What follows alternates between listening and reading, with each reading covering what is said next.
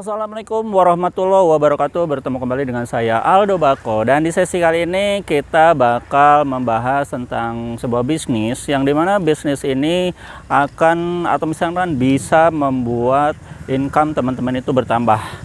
Bahkan ketika saat-saat sekarang itu ekonomi lagi sulit, teman-teman ini bisa dijadikan bahan sampingan ataupun yang utama. Apalagi teman-teman yang saat ini saya juga dengar juga sih, tapi bukan mendoakannya. Jadi saya dengar rumor bahwa ini untuk yang di Jawa Barat ya, ada salah satu pabrik terbesar nah di daerah Jawa Barat itu yang bakal hengkang itu produksinya di Indonesia. Itu sampai puluhan ribu itu karyawannya. Katanya itu mereka mau hengkang dengan alasan ini itu saya kurang tahu. Namun yang jadi titik persoalan ketika si pabrik tersebut hengkang dari investor itu hengkang dari Indonesia, itu akan menyebabkan banyak sekali terjadi PHK massal. Artinya itu bakal ibaratnya itu nambah lagi penduduk Indonesia yang nanti itu yaitu ibaratnya itu bakal kekurangan finansial gara-gara yaitu terkena PHK massal. Namun alangkah baiknya, saya bukan mendoakannya teman-teman, tapi saya pengen ngebahas hal yang maksudnya itu saya lebih ke bagian membahas tentang solusi. Jadi buat teman-teman nih yang saat ini mungkin lagi bingung pengen resign karena memang usahanya itu tempat bekerjanya itu nggak nyaman, nggak enak, terus pengen resign, atau teman-teman yang saat ini kena PHK terus dapat pesangon, terus sekarang bingung mau nyari usaha apa gitu kan yang paling efektif untuk saat-saat sekarang. Apalagi seperti yang teman-teman ketahui, semenjak pasca COVID itu banyak perusahaan bahkan UMKM kecil sama perusahaan gede sekalipun banyak yang terkena dampak dari COVID tersebut, banyak yang ambruk lah gitu kan. Artinya ekonomi mulai ambruk, itu udah global, kita semua tahu. Nah, terus kita mau merangkak lagi itu ya tentu kita membutuhkan waktu, ada prosesnya. Nah, ketika teman-teman membahas tentang proses, pasti teman-teman berpikir atau misalnya bertanya dalam hati, ada enggak sebuah usaha yang bisa membuat si prosesnya itu, progresnya itu cepat. Artinya itu cash flow-nya lebih lancar, cash flow itu ya perguliran uangnya itu lancar, dan tentunya teman-teman pasti pengen sekali mendapatkan profit yang gede banget. Nah, saya kasih solusinya buat teman-teman yang saat ini ngededak pengen buka usaha karena memang kepepet tapi modalnya sedikit. Nah, saya ada inspirasi bisnis yang bisa yang khusus untuk teman-teman, apalagi misalnya ini teman-teman pemula. Nah, ini memang pemula juga saya rekomendasikan karena memang usaha ini, bisnis ini gampang banget. Jadi nggak seselektif seperti bisnis-bisnis lokal yang lain, dan ini bisa dijalankan di desa, pelosok, itu perkebunan, pertambangan, apalagi itu lebih bagus. Daerah pantai juga itu lebih bagus. Nah, ini saya bakal kasih tahu. Jadi bisnisnya itu adalah bisnis tembakau atau misalkan tingwe alias linting dewe. Nah, bisnis ini sudah saya jalani itu sekitar ada mau 3 tahun ya, 2 tahun jalan lah gitu kan. Dan alhamdulillah dari bisnis tersebut banyak hal yang alhamdulillah ya, banyak salah satu keinginan saya itu mulai terkabul gitu kan. Puji Tuhan, alhamdulillah ya. Nah, saya pengen turut berbagi sama teman-teman yang saat ini juga pengen ikut terjun juga, tapi bingung. Biasanya nih masalahnya tuh pemula ya. Pemula itu dia tuh bingung bagaimana cara mengawalinya, karena memang satu, produknya itu nggak tahu apa yang harus dijual.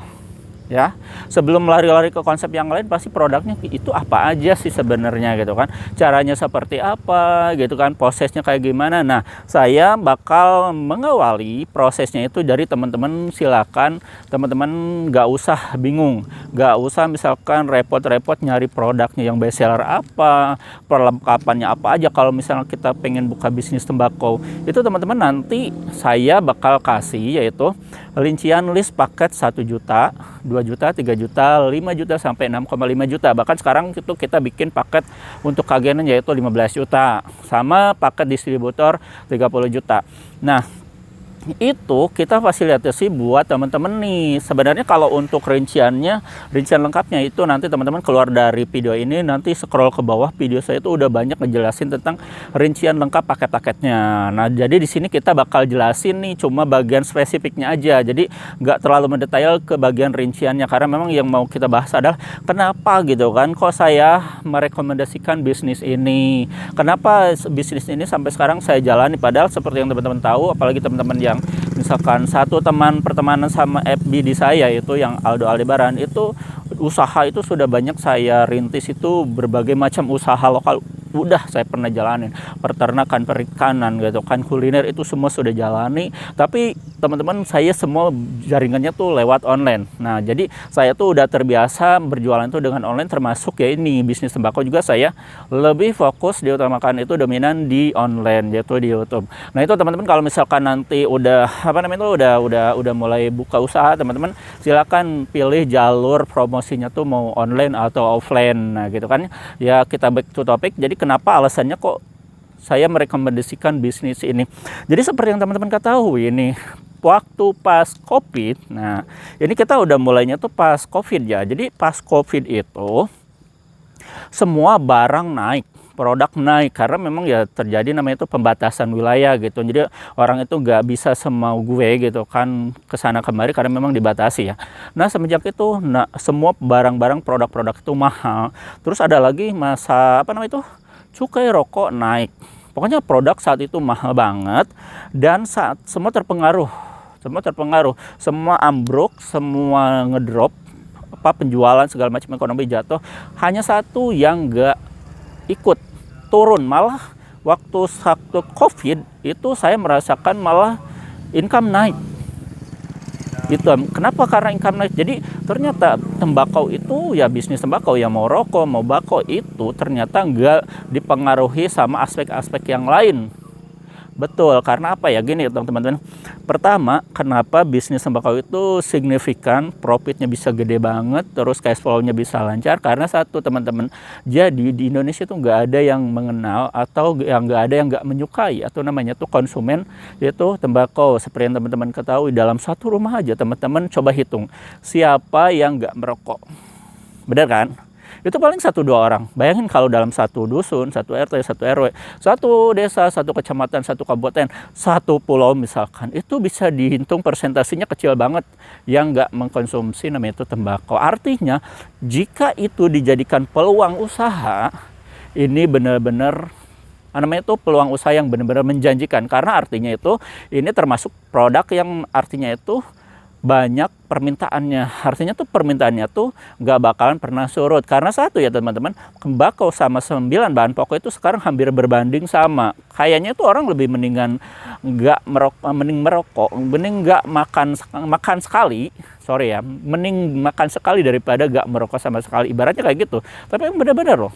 Malah teman saya itu ada yang ada yang dia itu sehari makan cuma cemen, cuma dia kopi sama rokok aja. Ada itu banyak mungkin dari teman-teman. Kita nggak menjudge ke sana, tapi kita mau meluruskan bahwa untuk tembakau itu termasuk produk komoditi. Artinya produk komoditi itu ketika si produknya itu habis, si konsumen bakal nyari lagi.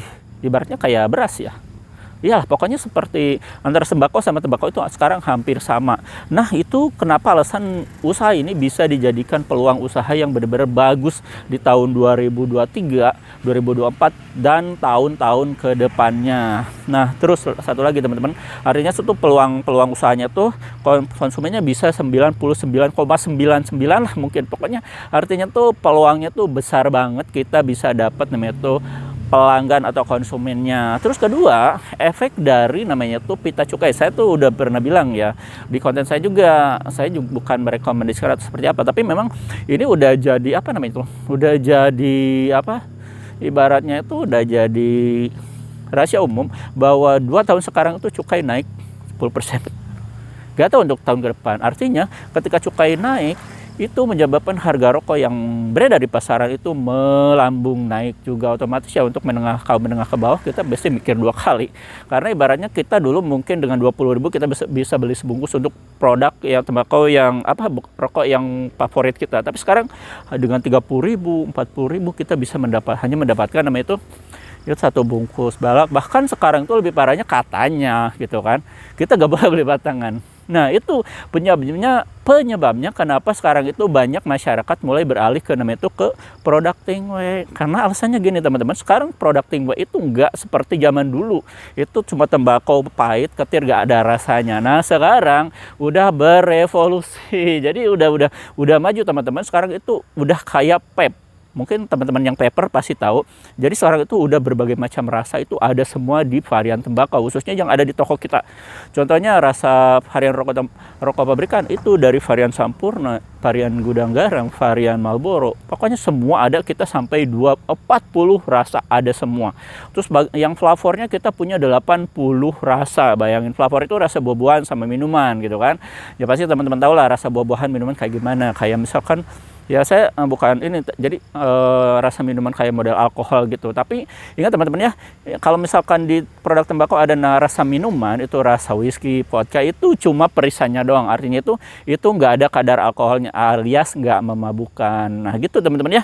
Jadi kenapa alasannya bisnis itu bagus. Nah jadi harganya itu karena si rokok naik, sedangkan harga tembakau lebih rendah daripada itu, sedangkan rasio rasanya itu mirip. Nah itu menyebabkan masyarakat Indonesia itu banyak yang beralih ke yaitu namanya ke Tingwe. Terus mereka mulai melirik peluang usaha ini karena memang benar-benar menjanjikan gitu teman-teman. Terus ada satu lagi, jadi produk tembakau itu nggak ada masa kadaluarsanya. Jadi kalau tembakau itu ibarat kayak wine atau anggur. Jadi mereka itu kalau misalkan disimpan dalam jangka waktu lama, itu kualitasnya malah makin naik.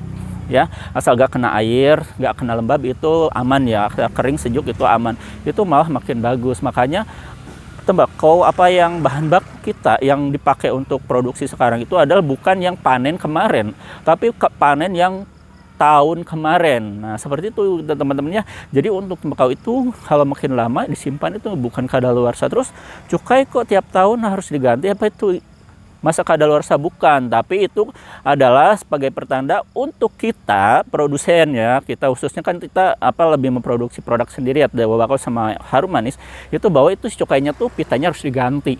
Jadi bukan masa expired produknya, tapi masa expired cukainya. Tapi apakah aman kalau misalkan masih dijual di konsumen di pedagang yang lain? Masih aman, karena memang itu bukan indikator keamanan untuk produknya, tapi itu buat kita ya. Nah itu ya. Jadi harga tembakau sama harga rokok itu jauh berbeda. Nah itu teman-teman ya. Jadi kalau misalkan teman-teman, satu lagi, jadi untuk ketika harganya jauh beda, tentu kalau bisa kita jual juga profitnya tuh pasti gede banget. Nah contoh misalkan dari 1 kilo nih harganya itu, kalau misalkan teman-teman tahu dari 1 kilo itu kita harganya contoh nggak nyampe 200.000 lah dalam 1 kilo ya. Nah dalam 1 kilo kita bandingkan dengan 4 bungkus tembakau yang rasa rokok pabrikan yang harganya 50.000, sama-sama 200 kan, dia dapat 4 bungkus, ini dapat 1 kilo. Dalam 1 kilo itu menghasilkan dengan rasa yang sama gitu kan. Rasa yang sama itu 1 kilo menghasilkan, kalau teman-teman jago itu bisa dapat 900. Kita asumsikan aja 800 batang. Sekarang teman-teman jual jasa lintingnya itu, per lintingnya itu 500 perak lah yang paling kecil ya. Itu 5 kali 8 sekitar 400.000. Sedangkan saya tadi bilang modalnya nggak nyampe 200.000, itu kegedean. Nah bayangin kan, 800 batang itu dari nilai kuantitinya aja udah kalah. Contoh kalau yang 50.000 misalkan 20 batang, itu cuma 80 batang kan.